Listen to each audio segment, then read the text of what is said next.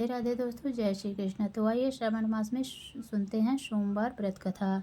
श्रावण मास सोमवार व्रत कथा। अमरपुर नगर में एक धनी व्यापारी रहता था। दूर दूर तक उसका व्यापार फैला हुआ था। नगर में उस व्यापारी का सभी लोग मान सम्मान करते थे। इतना सब कुछ होने पर भी वह अपने व्यापारी दुखी रहता था, क्योंकि उस व्यापारी का कोई पुत्र नहीं था। दिन रात उसे यही एक चिंता सताती रहती थी, उसकी मृत्यु के बाद उसके इतने बड़े व्यापार और धन संपत्ति को कौन संभालेगा। पुत्र पाने की इच्छा से वह व्यापारी प्रति सोमवार भगवान शिव की पूजा किया करता था। सायंकाल को व्यापारी शिव मंदिर में जाकर भगवान शिव के सामने घी का दीपक जलाया करता था। उस व्यापारी की भक्ति देखकर एक दिन पार्वती ने भगवान शिव से कहा, हे प्राणनाथ, यह व्यापारी आपका सच्चा भक्त है। कितने दिनों से यह सोमवार को व्रत और पूजा नियमित कर रहा है। भगवान आप इस व्यापारी की मनोकामना अवश्य पूर्ण करें। भगवान शिव ने मुस्कुराते हुए कहा, हे पार्वती, इस संसार में सबको उसके कर्म के अनुसार फल की प्राप्ति होती है।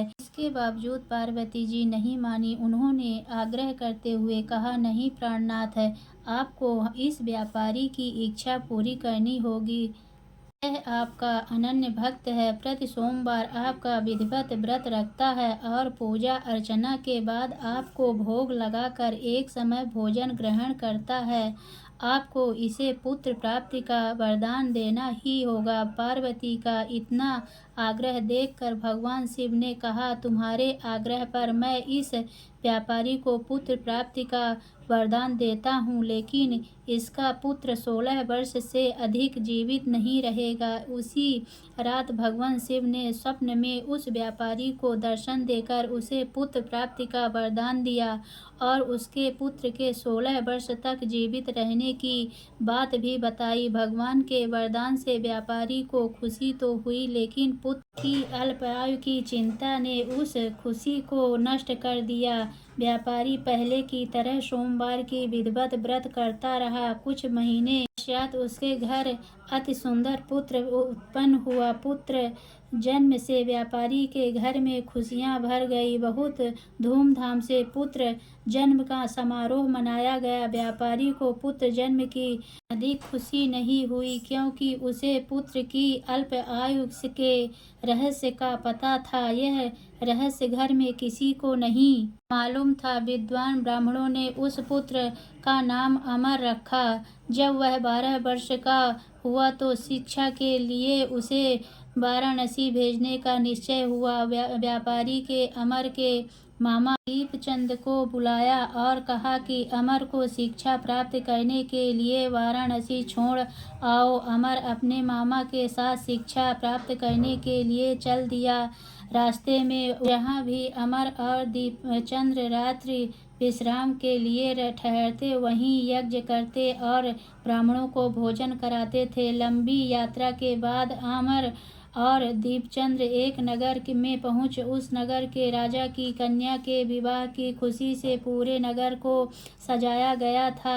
निश्चय समय पर बारात आ गई, लेकिन वह वर का पिता अपने बेटे के एक आंख से काने होने के कारण बहुत चिंतित था। उसे इस बात का भय था कि कहीं राजा को इस बात का पता चल गया, वह विवाह से इनकार कर देंगे, इससे उसकी बदनामी होगी। वर के पिता ने अमर को देखा तो उसके मस्तिष्क में एक विचार आया। उसने सोचा, क्यों न इस लड़के को दूल्हा बनाकर राजकुमारी से विवाह कर दूं। विवाह के बाद उसको धन देकर विदा कर दूंगा और राजकुमारी को अपने नगर में ले जाऊंगा। वर के पिता ने इसी संबंध में अमर और दीपचंद से बात की। दीपचंद ने धन मिलने के लालच में वर के पिता की बात स्वीकार कर ली। अमर को दूल्हे के वस्त्र पहनाकर राजकुमारी चंद्रिका से विवाह कर दिया गया। राजा ने बहुत सा धन देकर राजकुमारी को विदा किया।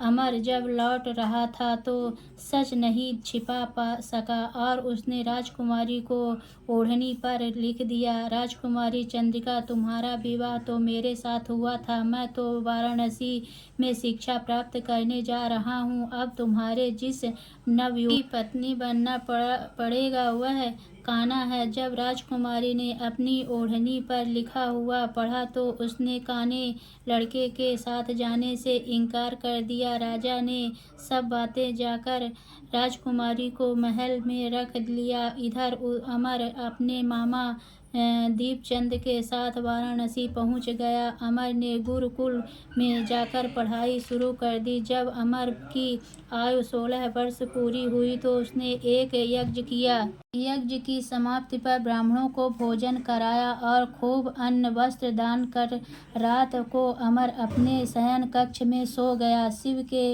वरदान के अनुसार अवस्था में ही अमर के प्राण पखेरु उड़ गए। सूर्योदय पर मामा अमर को मृत देखकर रोने पीटने लगा। आसपास के लोग भी एकत्रित होकर दुख प्रकट करने लगे। मामा के रोने विलाप करने के ईश्वर समीप गुजरते हुए भगवान शिव और माता पार्वती ने भी सुने। पार्वती जी ने भगवान से कहा, प्राणनाथ, मुझसे इसके रोने की स्वर सहन नहीं हो रही, आप इस व्यक्ति के कष्ट अवश्य दूर करें। भगवान शिव ने पार्वती जी के साथ अदृश्य रूप से समीप जाकर अमर को देखा तो पार्वती जी से बोले, पार्वती जी, यह तो उसी व्यापारी का पुत्र है। मैंने उसे 16 वर्ष की आयु का वरदान दिया था, इसका आयु तो पूरी हो गई। पार्वती जी ने फिर भगवान शिव से निवेदन किया, हे प्राणनाथ, आप इस लड़के को जीवित कर, नहीं तो इसके माता पिता पुत्र वियोग में प्राण दे देंगे। इस लड़के का पिता तो आपका परम भक्त है, वर्षों से सोमवार का व्रत करते हुए आपको भोग लगा रहा है। पार्वती जी के आग्रह करने पर भगवान शिव ने इस लड़के को जीवित होने का वरदान दिया और कुछ ही पल में वह जीवित होकर उठ बैठा। शिक्षा समाप्त करके अमर मामा के साथ अपने नगर की ओर चल दिया। दोनों चलते हुए उसी नगर में पहुँचे जहाँ अमर का विवाह हुआ था। उस नगर में भी अमर ने यज्ञ का आयोजन किया। समीप से गुजरते हुए नगर के राजा ने यज्ञ का आयोजन देखा। राजा ने अमर को तुरंत पहचान लिया। यज्ञ समाप्त होने पर राजा अमर और उसके मामा के महल में ले गए और कुछ दिन महल में रखकर बहुत सा धन वस्त्र देकर राजकुमारी के साथ विदा किया। रास्ते में सुरक्षा के लिए राजा ने बहुत से सैनिकों को भी साथ भेजा। दीपचंद ने नगर में पहुंचने से पहले ही दूत को घर भेजकर अपने आगमन की सूचना भेजी। बेटे अमर को जीवित वापस लौटने की सूचना से व्यापारी बहुत प्रसन्न हुआ। व्यापारी ने अपनी पत्नी के साथ स्वयं को एक कमरे में बंद कर रखा था। भूखे प्यासे रहकर व्यापारी और उसकी पत्नी बेटे की प्रतीक्षा कर रहे थे। उन्होंने प्रतिज्ञा कर रखी थी कि यदि उन्हें अपने बेटे की मृत्यु का समाचार मिला तो दोनों अपने प्राण त्याग देंगे। व्यापारी अपनी पत्नी और मित्रों के साथ नगर के द्वार पर पहुंचा। अपने बेटे के विवाह का समाचार सुनकर पुत्रवधू राजकुमारी चंद्रिका को देखकर उसकी खुशी का ठिकाना न रहा। उसी रात भगवान शिव ने व्यापारी के स्वप्न में आकर कहा, सेठ, मैंने तेरे सोमवार के व्रत करने और व्रत कथा सुनने से प्रसन्न होकर तेरे पुत्र को लंबी आयु प्रदान की है। व्यापारी बहुत प्रसन्न हुआ। सोमवार का व्रत करने से व्यापारी के घर में खुशियां लौट आई। जो स्त्री पुरुष सोमवार का व्रत विधिवत व्रत करते हैं और व्रत कथा सुनते हैं उनकी सभी इच्छाएं पूरी होती है। तो बोलिए भोलेनाथ की जय।